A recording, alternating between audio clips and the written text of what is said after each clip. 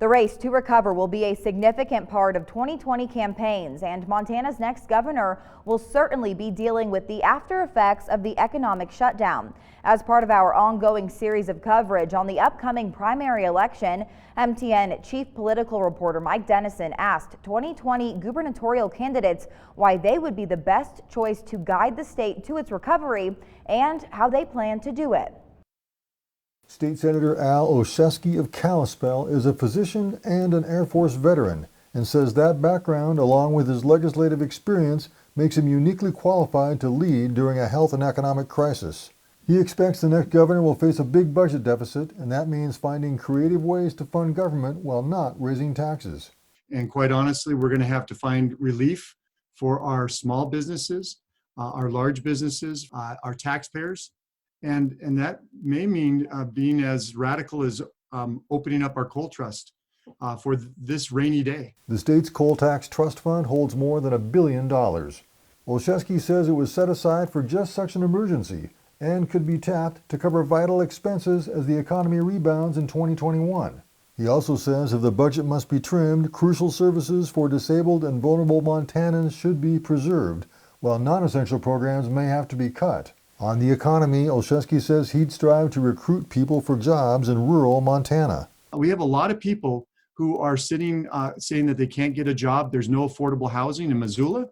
Well, I want to welcome them to Glasgow, Montana, where there's safe communities, affordable housing, and high-paying jobs that are just waiting for them to come. Attorney General Tim Fox notes that his campaign has been rolling out a 15-point plan to guide the state's economy, and that many of those points were drafted specifically to respond to the pandemic and its aftermath. John Kanoki, my running mate, and I are not waiting until January of next year to actually lead on these subjects. No other candidate for governor is getting this prepared for what lies ahead.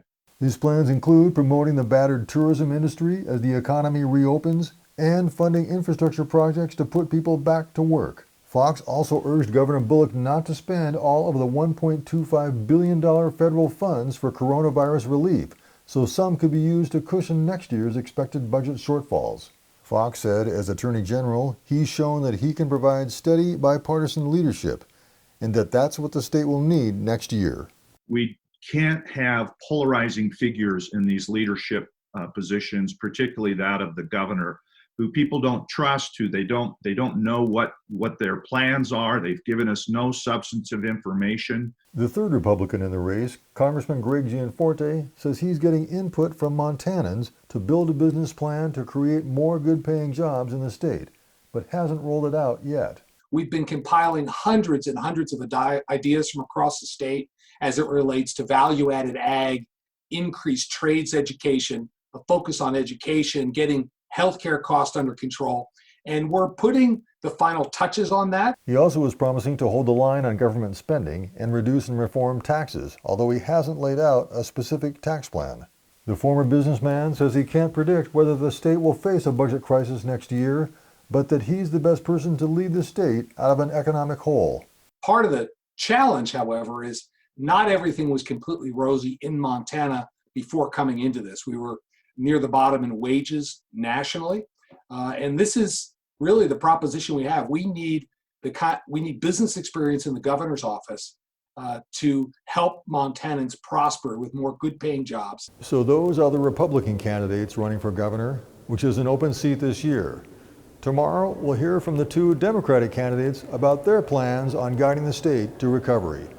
Reporting from Helena, Mike Dennison, MTN News. Ballots for the primary election will be mailed to all registered voters on May 8th, just 2 weeks from now.